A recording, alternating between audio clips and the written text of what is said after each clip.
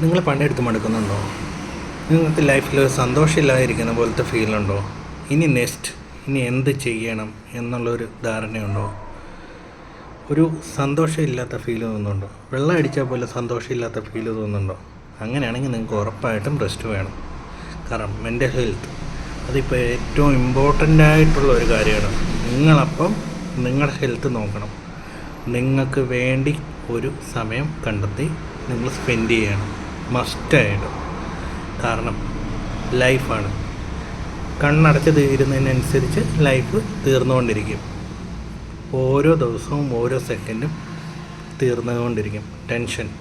പല tension. But ഈ tension എല്ലാം റിലീഫ് ആവാൻ നിങ്ങൾക്ക് വേണ്ടി ഒരു ഡെയിലി ഒരു അരമണിക്കൂറെങ്കിലും നിങ്ങൾ മസ്റ്റായിട്ട് സ്പെൻഡ് ചെയ്യണം.